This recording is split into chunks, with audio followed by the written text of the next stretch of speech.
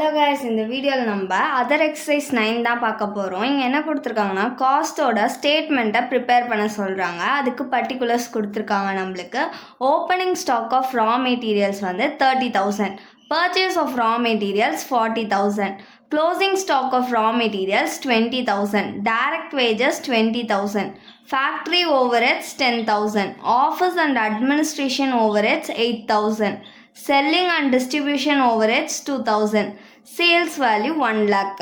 First நம்ம என்ன கண்டுபிடிக்கணும்? ப்ரைம் காஸ்ட் கண்டுபிடிக்கணும். அதுக்கப்புறமா ஃபேக்ட்ரி காஸ்ட் கண்டுபிடிக்கணும். அதுக்கப்புறம் காஸ்ட் ஆஃப் ப்ரொடக்ஷன். நெக்ஸ்ட்டு வந்து நம்மளுக்கு கிடைக்கிறது தான் வந்து காஸ்ட் ஆஃப் சேல்ஸ். இந்த நாளும் கண்டுபிடிக்கணுமா? ப்ரைம் காஸ்ட் கண்டுபிடிக்கிறதுக்கு நம்மளுக்கு என்னெல்லாம் தேவைன்னா direct materials, direct labour, direct expenses. இந்த கொஸ்டினில் டைரக்ட் வேஜஸ் வந்து கொடுத்துருக்காங்க. டைரக்ட் மெட்டீரியல்ஸ் வந்து ஸ்ட்ரெயிட்டாக கொடுக்காம opening stock of raw materials, purchase, closing stock of raw மெட்டீரியல்ஸ்லாம் கொடுத்துருக்காங்களா? இதை நம்ம கேல்குலேட் பண்ணாலும் நம்மளுக்கு டைரக்ட் மெட்டீரியல்ஸ் கிடைக்கும். கேல்குலேட் பண்ணலாமா? ஃபஸ்ட்டு வந்து opening stock of raw materials. இதுக்கு எவ்வளோ அமௌண்ட் கொடுத்துருக்காங்கன்னா 30,000. நெக்ஸ்ட்டு இது கூட நம்ம பர்ச்சேஸ் பண்ண ரா மெட்டீரியல்ஸை ஆட் பண்ணிக்கணும். Plus purchase of raw materials எவ்வளோ அமௌண்ட் கொடுத்துருக்காங்கன்னா 40,000.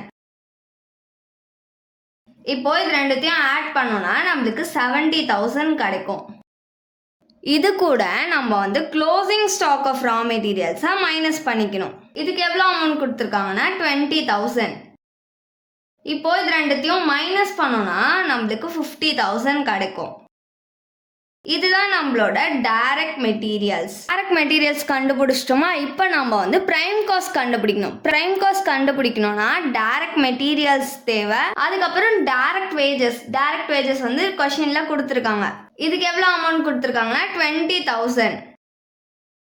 நெக்ஸ்ட்டு டைரக்ட் எக்ஸ்பென்சஸ் வேணும், நம்மளுக்கு வந்து கொடுக்கல, ஸோ விட்டுடலாம். இப்போ இது ரெண்டுத்தையும் ஆட் பண்ணால் நம்மளுக்கு 70,000 கிடைக்குமா?